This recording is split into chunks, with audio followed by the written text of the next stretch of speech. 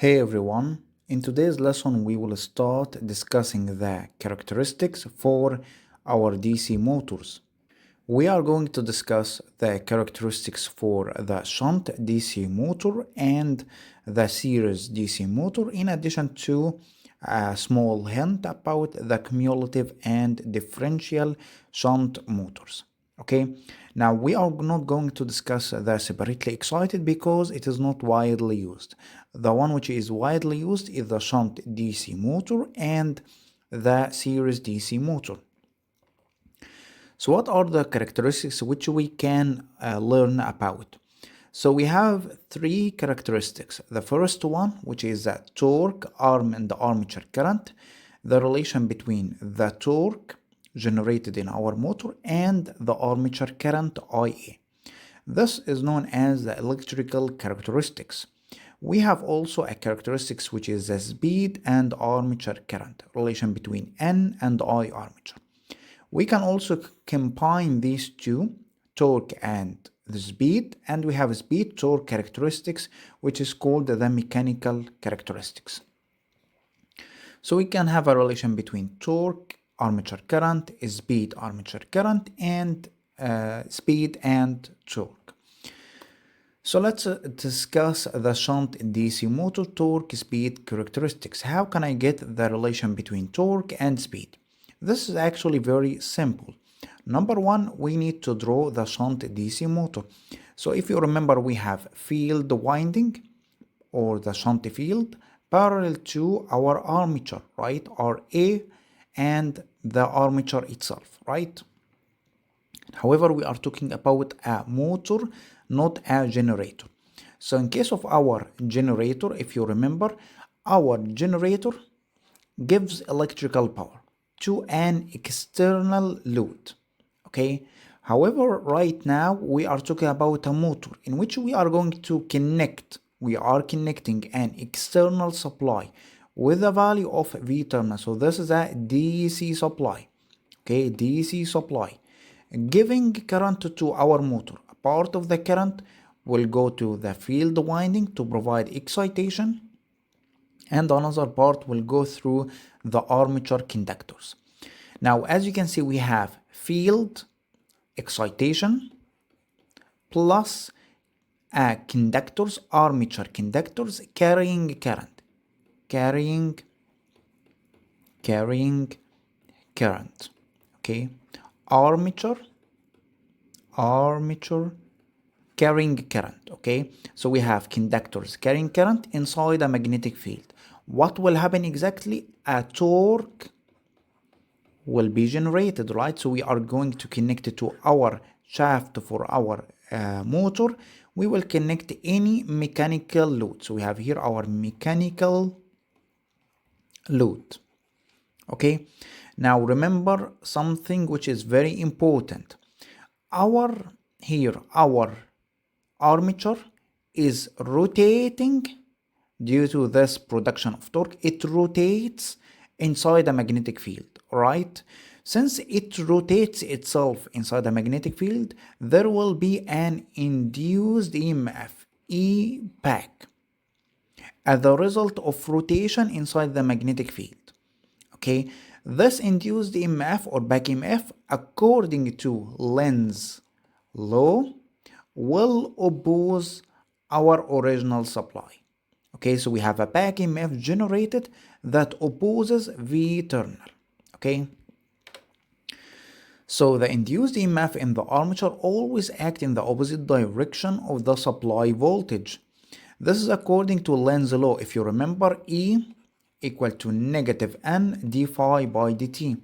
This is from Faraday's law and this is from Lenz's law. It means that negative because it opposes the action or the cause to oppose the cause producing it. So the EMF opposes the supply voltage. It is called the back EMF E back. Okay, now let's look at the relation. Number one, we have our supply current IL coming from the supply, IL equal to IA plus IF, the current coming from our V terminal, giving current to our field, and the current going through the armature.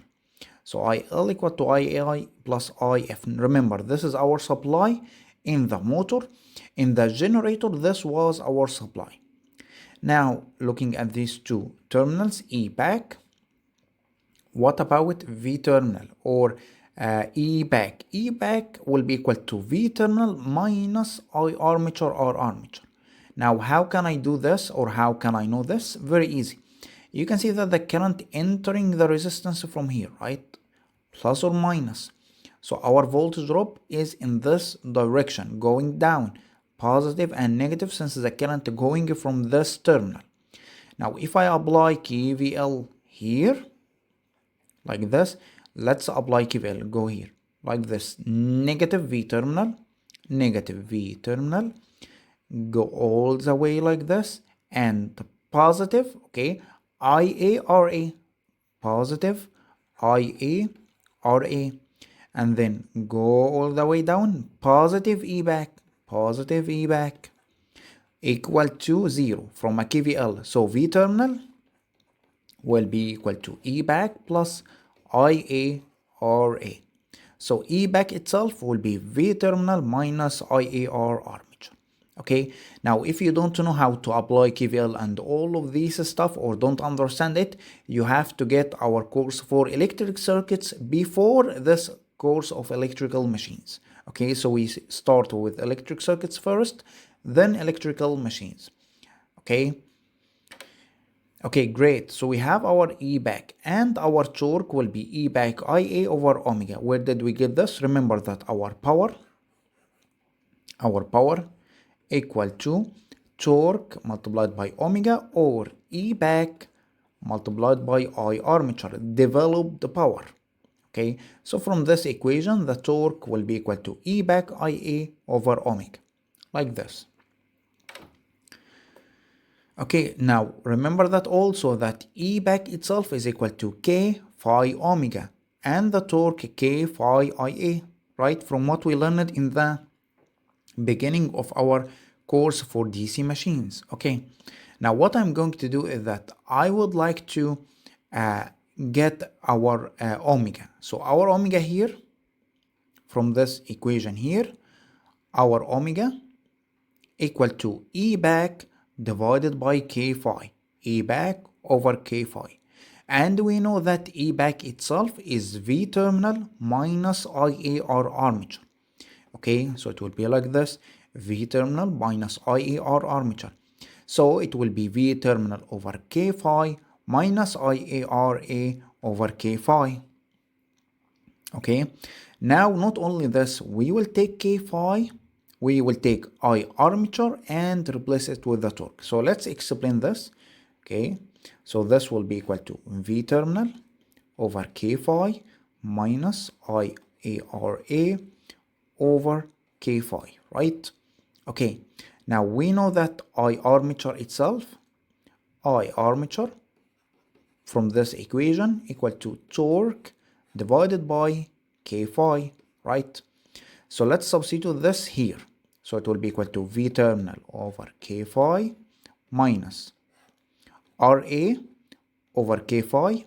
Now the current itself is torque divided by K phi, torque divided by K phi. So we will have V terminal over K phi minus RATA divided by K phi, which is K phi square, as you can see. So why did I do all of this? To get a relation between, or torque speed characteristics, a relation between speed and torque. Now, if I'm going to plot this figure, omega, with respect to torque, as you can see that as torque increases, the negative value increases, leading to reduction in omega. So what you can see is that we start at a certain point. As torque increases, omega goes down. As you can see here, as torque increases, the speed goes down. So this is a characteristics. Now leave V terminal for now, as we will discuss this in the next slides.